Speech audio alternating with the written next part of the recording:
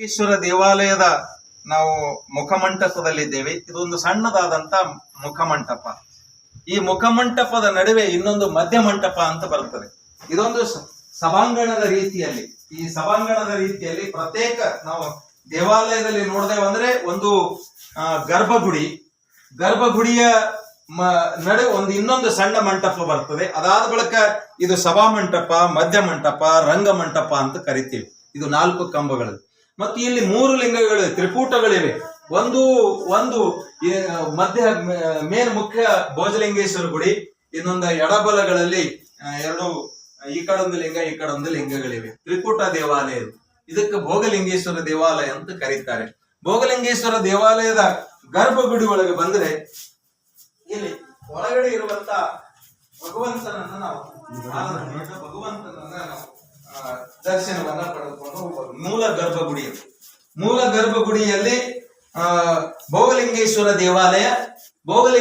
ದೇವಾಲಯ ಹೇಗಿದೆ ಅಂತಂದ್ರೆ, ನಾವು ಕಾಶಿ ವಿಶ್ವನಾಥನ ದರ್ಶನ ಪಡೆದಷ್ಟೇ ನಮಗೆ ಪುಣ್ಯ ಪ್ರಾಪ್ತಿ ಆಗ್ತದೆ. ಯಾಕಂತಂದ್ರೆ ಕೆಳಗೆ ಹಂತದಲ್ಲಿ ಪೀಠದಲ್ಲಿದೆ, ಪೀಠದ ಮೇಲೆ ವಿಶ್ವನಾಥನ ಯಾರು ಭೋಗಲಿಂಗೇಶ್ವರ ದೇವಾಲಯ, ಭಗವಂತನ ಹೆಸರು ಬಹಳ, ಈಶ್ವರ, ಮಹೇಶ್ವರ, ಭೋಗಲಿಂಗೇಶ್ವರ, ಹೀಗೆ ಅನೇಕ ಭಗವಂತನ ಹೆಸರುಗಳು ನಮ್ಮ ದೇಶ ಜಗತ್ತಿನಾದ್ಯಂತ ಭಗವಂತನ ನಾಮಸ್ಮರಣೆ ನಡೀತದೆ. ಅದರಲ್ಲಿ ಭಾರತದಲ್ಲಿ, ಅದರಲ್ಲಿ ಕರ್ನಾಟಕದಲ್ಲಿ ಶಿವನ ಅವತಾರಗಳು ಅನೇಕ ಪೌರಾಣಿಕ ಹಿನ್ನೆಲೆ ಇದೆ ನಮ್ಮ ದೇಶಕ್ಕೆ, ನಮ್ಮ ನಾಡಿ.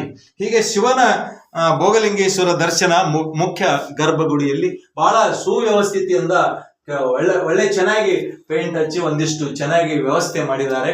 ಪೇಂಟ್ ಅಂತೂ ಹಚ್ಚಬಾರ್ದು, ಬಟ್ ಸಂರಕ್ಷಣೆಯನ್ನ ಮಾಡಿದಾರ. ಅದಕ್ಕೋಸ್ಕರವಾಗಿ ಗ್ರಾಮಸ್ಥರಿಗೆ, ಕಮಿಟಿಯವರಿಗೆ ನಾನು ಅಭಿನಂದನೆಗಳನ್ನು ಸಲ್ಲಿಸ್ತಾ, ಈ ಗರ್ಭಗುಡಿಯ ಒಳಗಡೆ ಬಂದಾಗ, ಹೊರಗಡೆ ನಾವು ಈ ಗರ್ಭಗುಡಿಯನ್ನ ದಾಟಿ ಬಂದಾಗ ಈ ಕಡೆ ಇಲ್ಲಿ ಗಜಲಕ್ಷ್ಮಿ ಇದೆ. ಈ ದ್ವಾರ ಪಟ್ಟಿಕೆಯಲ್ಲಿ ಗಜಲಕ್ಷ್ಮಿ ಇದೆ. ಹೂವಿನ ಚಿತ್ರಗಳು ನಾವು ನೋಡಬಹುದು. ಹೂವಿನ ಚಿತ್ರಗಳು, ಹೂವದ ಚಿತ್ರಗಳು, ಕಲಾಕೃತಿಗಳು. ಈ ದ್ವಾರಪಟ್ಟಿಕೆ ಎಡಬಲಗಳಲ್ಲಿ ಎಷ್ಟು ಸುಂದರವಾದಂತ ಕೆತ್ತನೆ. ಇದು ಚಾಲುಕ್ಯರ ಶೈಲಿಯಲ್ಲಿರುವಂತ ಒಂದು ಕೆತ್ತನೆ. ಗಜಲಕ್ಷ್ಮಿ ಈಶ್ವರ ಗುಡಿ ಇರಬಹುದು, ಮತ್ತೊಂದು ಗುಡಿ ಇರಬಹುದು. ನಮ್ಮ ಪ್ರಾಚೀನ ಕಲಾ ವೈಶಿಷ್ಟ್ಯತೆ ಏನಂದ್ರೆ, ನಮ್ಮಲ್ಲಿ ಗಜಲಕ್ಷ್ಮಿ ದ್ವಾರಪಟ್ಟಿಕೆಯಲ್ಲಿ, ಗರ್ಭಗುಡಿಯ ದ್ವಾರಪಟ್ಟಿಕೆಯಲ್ಲಿ ಗಜಲಕ್ಷ್ಮಿ ಇರುವುದು ಬಹುತೇಕ ಎಲ್ಲ ಕಡೆ. ಇದು ಕಲ್ಯಾಣ ಚಾಲುಕ್ಯರ ಶೈಲಿ. ಇಲ್ಲಿ ಗಣೇಶನ ವಿಗ್ರಹವನ್ನ ಒಂದು ಚಿಕ್ಕದಾದಂತ ಶಿಲ್ಪವನ್ನ ಅಳವಡಿಸಿದ್ದಾರೆ. ಇದು ರಾಷ್ಟ್ರಕೂಟರ ಶೈಲಿಯಲ್ಲಿರುವಂತ, ಮತ್ತೆ ಒಂದು ಹೆಂಗಿದೆ ಅಂದ್ರೆ, ಒಂದು ಚಾಲುಕ್ಯರು, ರಾಷ್ಟ್ರಕೂಟರು, ಹೀಗೆ ಒಬ್ಬರ ನಂತರ ಒಬ್ಬರು ಅಧಿಕಾರಕ್ಕೆ ಬರುತ್ತಾರೆ. ಈ ರಾಷ್ಟ್ರಕೂಟರಾದ ಬಳಿಕ ಚಾಲುಕ್ಯರ ಅಧಿಕಾರಕ್ಕೆ ಬರ್ತಾರೆ. ರಾಷ್ಟ್ರಕೂಟರು, ಚಾಲುಕ್ಯರು ನಮ್ಮ ಜಿಲ್ಲೆಯನ್ನ ಆಳಿದ್ದಾರೆ. ಅಂದ್ರೆ ಬಸವ ಕಲ್ಯಾಣದಲ್ಲಿ ಕಲ್ಯಾಣ ಚಾಲುಕ್ಯರು, ಅದಕ್ಕಿಂತಲೂ ಪೂರ್ವದಲ್ಲಿ ರಾಷ್ಟ್ರಕೂಟರು ಮಾನ್ಯಕೇಟ, ಮಳಕೇಡ, ಸೇಡಂ ತಾಲೂಕು, ಕಲಬುರಗಿ ಜಿಲ್ಲೆಯ ಸೇಡಂ ತಾಲೂಕ. ಹೀಗೆ ರಾಷ್ಟ್ರಕೂಟರ ರಾಜಧಾನಿ ಮಾನ್ಯಕೇಟ, ಅನತಿ ದೂರದಲ್ಲಿ ಮಾನ್ಯಕೇಟ ಇರುವುದರಿಂದ, ಹೀಗಾಗಿ ರಾಷ್ಟ್ರಕೂಟರು ಮತ್ತು ಕಲ್ಯಾಣ ಚಾಲುಕ್ಯರ ಶೈಲಿಯನ್ನು ಒಳಗೊಂಡಂತ ಒಂದು ವಾಸ್ತುಶಿಲ್ಪ ಇರುವಂತ ನಾವು ಈ ಗುಡಿಯನ್ನ ನೋಡಬಹುದು. ಮೇಲುಗಡೆ ಹೂವಿನ ಆಕೃತಿಯನ್ನ ನಾವು ನೋಡಬಹುದು.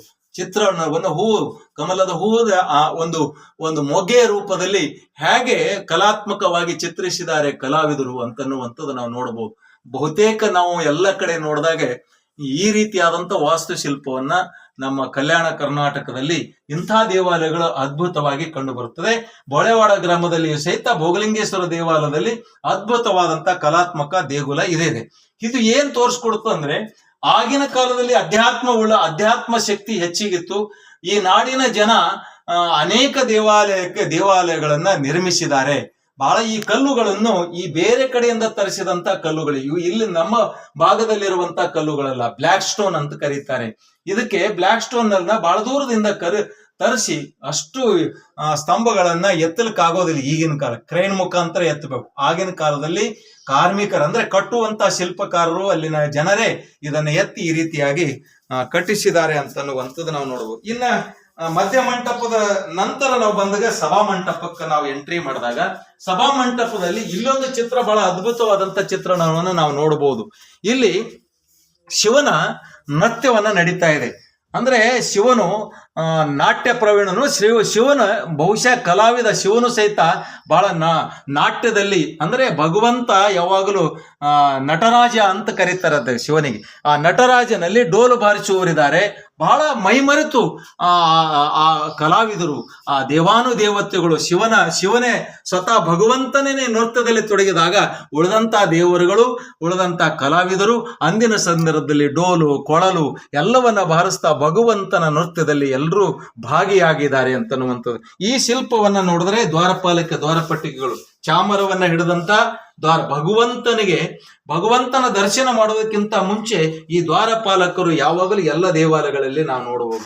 ಇಲ್ಲಿನ ದ್ವಾರಪಾಲಕರ ವೈಶಿಷ್ಟ್ಯತೆ ಏನಂತಂದ್ರೆ ಕಿರೀಟ ಇದೆ, ಆಮೇಲೆ ಕೆಳಗೆ ಒಂದು ಚಾಮರ ಹಿಡ್ಕೊಂಡು, ಅಂದ್ರೆ ಭಗವಂತನಿಗೆ ಚಾಮರ ಬೀಸುವಂಥದ್ದು, ಅಂದ್ರೆ ಅವರಿಗೆ ಗಾಳಿ ಹೊಡೆಯುವಂಥದ್ದು, ಆ ರೀತಿಯಾದಂತ ನಾವು ನೋಡಬಹುದು. ಇಲ್ಲಿ ಎಂತಹ ವೈಶಿಷ್ಟ್ಯಪೂರ್ಣವಾದಂತ ಒಂದು ಇದೆ ಕಂಬ. ಎಷ್ಟು ಆಕರ್ಷಣೀಯವಾದಂತ ಕಂಬ ಇದೆ ಅಂತಂದ್ರೆ ಒಂದು ಪಟ್ಟಿಕೆ ಇನ್ನೊಂದು ಪಟ್ಟಿಕೆ ಜೋಡಿಸಿದ್ದಾರೆ ನೋಡ್ರಿ. ಇದು ಎಷ್ಟು ಕಟ್ಟಿಗೆಯಲ್ಲಿ ಮಾಡ್ಲಿಕ್ಕಾಗಲಾರದಂಥದ್ದು, ಮೇಣದಲ್ಲಿ ತಯಾರು ಮಾಡದಂತೆ ಆ ರೀತಿ ಕಲ್ಲಿನಲ್ಲಿ ಇಷ್ಟು ಅದ್ಭುತವಾದಂತ ಮತ್ತೆ ನೃತ್ಯದಲ್ಲಿ ಫಲಗೊಂಡಂಥದ್ದು ನೋಡ್ಬೋದು. ಈ ರೀತಿಯಾದಂಥ ಕಲಾತ್ಮಕವಾದಂಥ ಚಿತ್ರಣವನ್ನ ಬಹುಶಃ ಕಲ್ಯಾಣ ಕರ್ನಾಟಕದ ಬಹುತೇಕ ದೇವಾಲಯಗಳು ಬಹಳ ವೈಶಿಷ್ಟ್ಯಪೂರ್ಣವಾದಂಥ ಇಂಥ ದೇವಾಲಯಗಳು ಚಾಲುಕ್ಯರ ಶೈಲಿ ಮತ್ತು ಮೊದಲು ರಾಷ್ಟ್ರಕೂಟರು ಆಮೇಲೆ ಕಲ್ಯಾಣ ಚಾಲುಕ್ಯರು ಈ ರೀತಿಯಾದಂಥ ದೇವಾಲಯವನ್ನ ನಿರ್ಮಾಣ ಮಾಡಿದ್ದಾರೆ. ಈ ಕಡೆ ಬಂದಾಗ ದೇವಾನುದೇವತೆಗಳ ಚಿತ್ರಣವನ್ನ ನಾವು ನೋಡಬಹುದು.